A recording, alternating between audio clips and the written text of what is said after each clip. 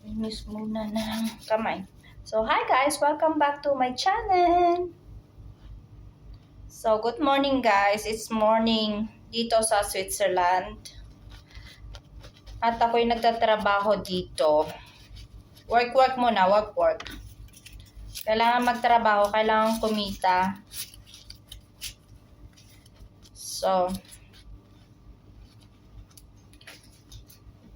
ito yung isa sa trabaho ko dito sa Switzerland, sa cheese factory. So, nagbabalot ako ng cheese. Ng mga cheese. Pero itong isa sa mga cheese, ito yung binabalot ko. Napaka-special na cheese. Lahat naman special yung cheese dito. Pero ito yung pinakang, hindi naman pinaka. Pero special, sobrang special kasi sobrang mahal niya. Grabe ang mahal. Yung ganito oh. Pepper canola yung tawag namin dyan. Yan.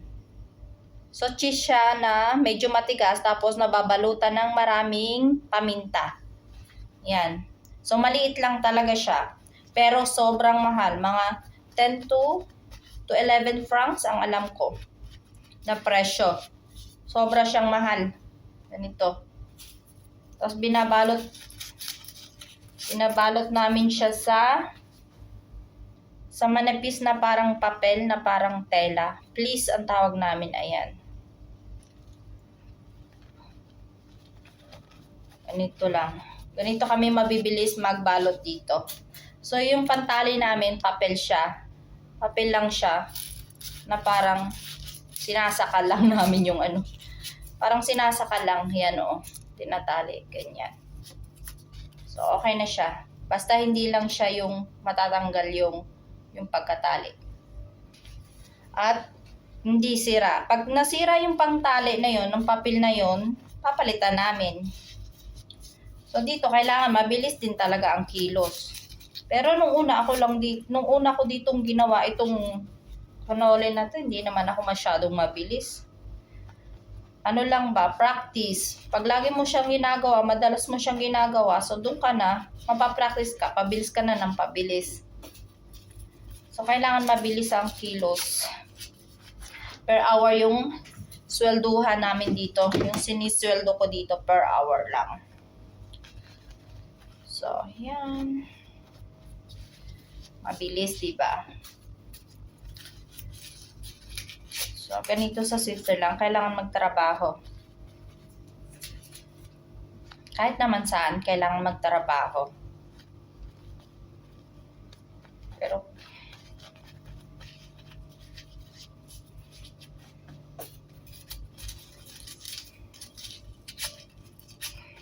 ayan. So, ganito rin ginagawa namin, paulit-ulit. So, maganda dito. Gustong-gusto ko dito sa trabahong ito kasi nakakaupo ako. Sa iba kasing trabaho, sa ibang nagkakat ng cheese at nagbabalot ng cheese dun sa kabilang kwarto. Nakatayo lang dun talaga.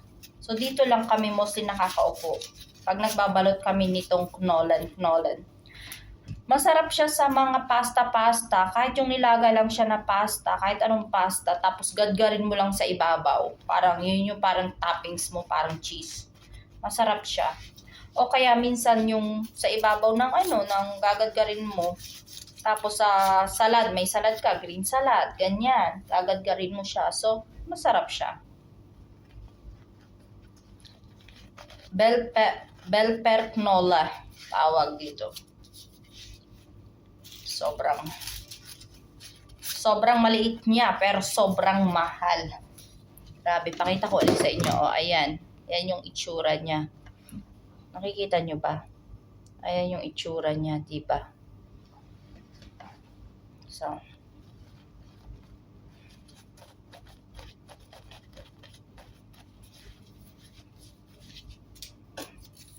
grabe, marami pa kaming marami pa kaming babalutin na ganito.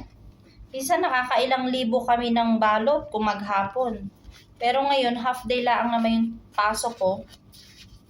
3.5 hour lang ako magtrabaho talaga everyday ngayon. 3.5 hours gawa ng mga anak ko.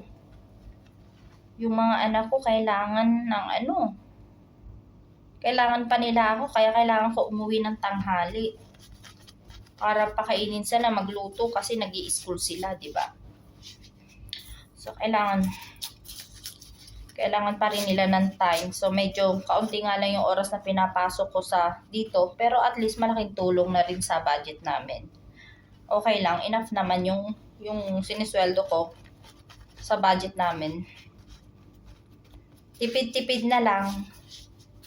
Tapos sobrang budget, kailangan matutong mag-budget. Buti na lang marunong talaga akong mag-budget na yan. So, napapag-cash ako yung sweldo ko dito sa mga pangangailangan namin ng mga anak ko. Tumutulong naman yung tatay ng mga anak ko. Every month siya nagbibigay ng sustento sa mga bata kasi hiwalay na kami. So, tumutulong siya kasi obligado dito sa Switzerland. Kapag hiwalay kayo, obligado yung tatay na magsustento sa mga anak. So, yun, dinadagdag ko yun sa budget namin. Kaya, tama-tama lang yung budget namin every month. Tapos, plus, yung tulong niya, yung sustento ng mga bata, plus yung sweldo ko dito. So, okay lang. Tama-tama lang. Kasya naman sa aming budget. Kaya, kailangan lang talaga magtipid. Yan, tipid-tipid lang. At trabaho. Diba? Kailangan mabilis yung trabaho at maayos.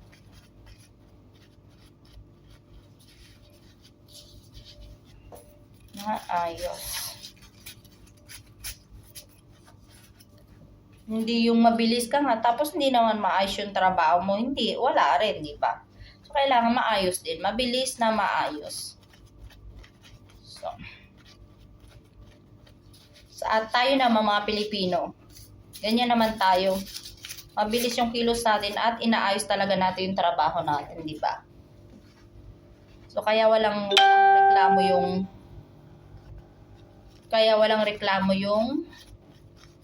mga amo natin.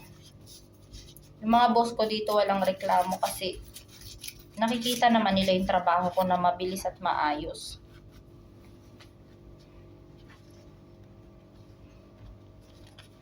So, tuloy-tuloy lang ng ganito lang. Pag ganito, at least nakakaupo. Para ako nasa opisina, yung upuan ko pang opisina.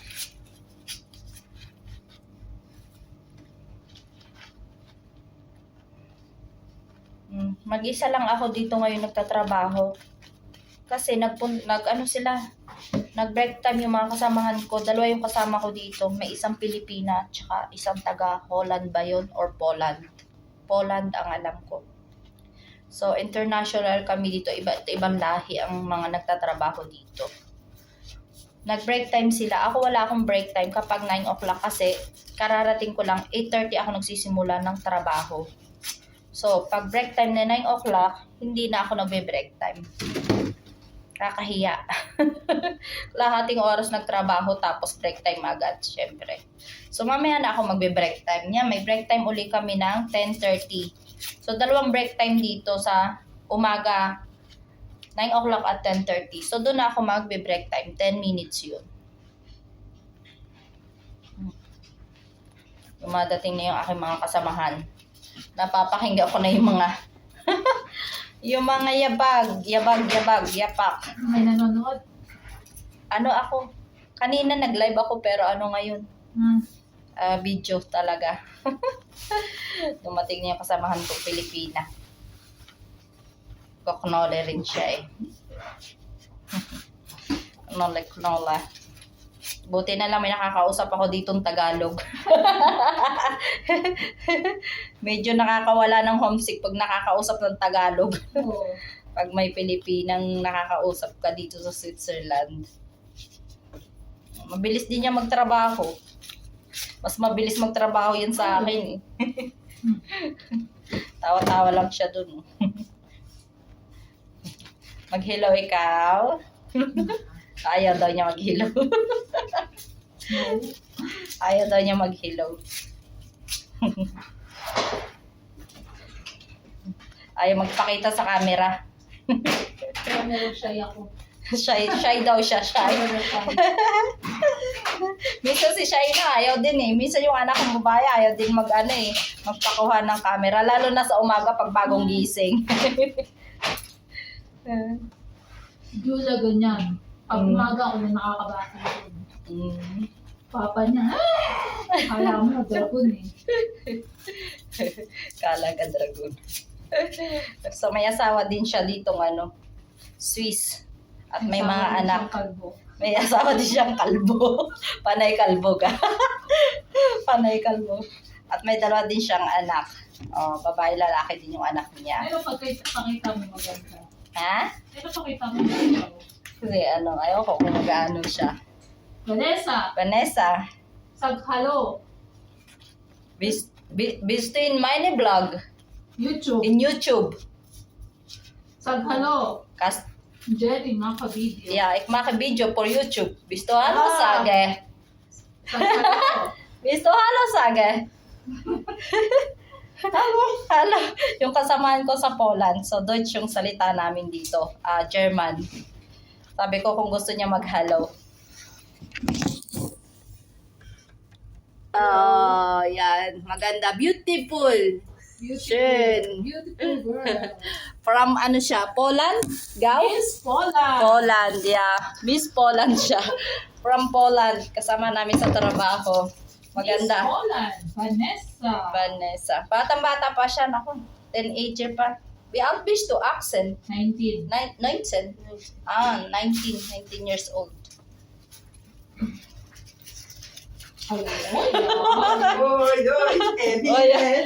May magulo kami kasama. Hello. Miss Poland. Guys, Miss in my video. Miss Kosovo. That is Miss Kosovo. Kasama ko sa trabaho. Ich bin Miss Kosovo, aber ohne diese, wie heißt es, nur Brüder. Miss Kosovo siya, pero wala daw salamin. Du! Das ist für meine YouTube video.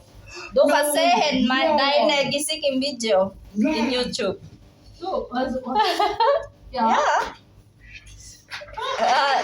Ich kann ja dann decken deine Okay, Gesicht. Ich okay. könnte, wenn du willst ja nicht. Bist du live? Nein, nicht live. Einfach Video. Aber Okay, ich machst kann du nur- smiley was oder machst so. Machst du nur? Oh Gott, ich habe Gedanken mit deiner Familie reden. Nee. Was machst du? Nein. Nee, vorher. Ay, yung nalaman niya na i-YouTube ko to, ilalagay ko sa YouTube, ayaw daw niya, ipakita yung kanyang mukha.